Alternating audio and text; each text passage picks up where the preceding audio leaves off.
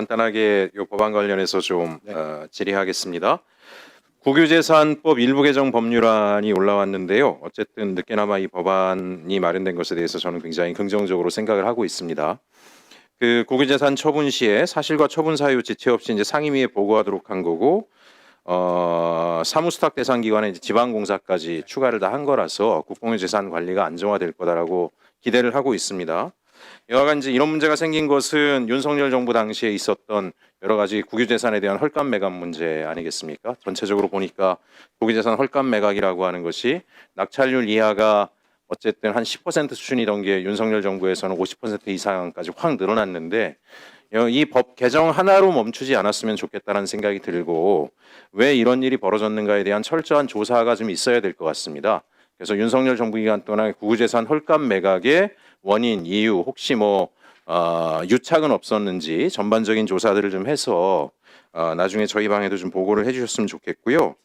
또 하나 이제 제가 우려되는 부분은 또 이런 것도 있습니다. 어쨌든 국유재산의 알짜배기는 이미 다 팔린 것 같고 남아 있는 것들은 그다지 쓸모가 없는 것들만 남아 있는 게 아닌가라는 우려가 있긴 한데, 그나마도 이게 사회적 이슈가 되다 보니까 아예 국유재산의 활용 자체를 차단해 버리는 방식으로 가면, 물론 이제 공무원들 입장에서는 오히려 좋아할 수도 있죠. 아예 국유재산 잘못 팔리면 손해 볼 것 같으니까 아예 이거 건드리지도 말자. 근데 중요한 건 저는 국유재산 매각 문제를 떠나서 지금 우리가 고령화고 지방 소멸 문제도 있고 지역에선 청년 창업 이런 문제도 있고 내년부터 통합 돌봄도 해야 되는데, 국공유 재산의 공익적 활용이다라고 하는 것이 대단히 중요한 가치가 되고 있지 않습니까? 대통령께서는 헐값 매각 방지하라고도 하셨지만 다른 자리에서는 국공유 자산을 공익적으로 활용하는 방안들에 대해서도 적극적인 검토를 갖다 이제 말씀하신 적이 있는데요. 그래서 이왕에 이번에 법 개정을 하신 김에 기재부에서 방침을 만드실 때 국유재산 관리에 대한 철저, 이것들은 기본이지만 그게 오히려 그냥 국유재산 자체를 꽁꽁 묶어두기만 하는 관행으로 가지 않도록 이것의 공익적 활용을 확대해서 매각이 아니라 지방정부든 비영리단체든 공익단체들이 이걸 통해서 우리 국민들에 대한 좋은 삶의 서비스를 제공할 수 있는 기회를 넓힐 수 있는 기회를 아주 획기적으로 할 수 있는 방안도 좀 같이 만들어 주시는 게 우리 이재명 정부의 국정기조에 부합하는 게 아닌가 생각이 돼서요.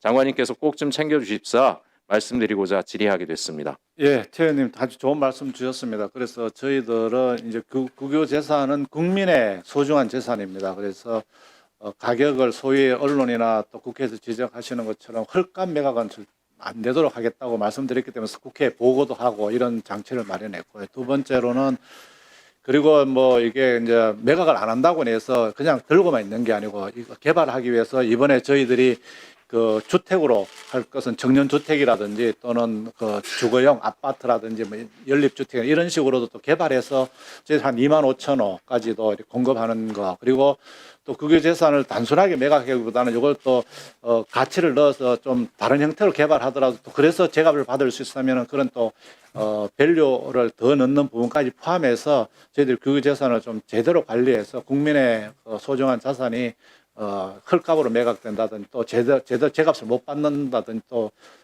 그런 또 공익 목적으로 또 활용이 제대로 할 수 있는데도 못 한다든지 이런 문제가 없도록 하겠다는 말씀을 드리겠습니다. 좋은 말씀 감사합니다.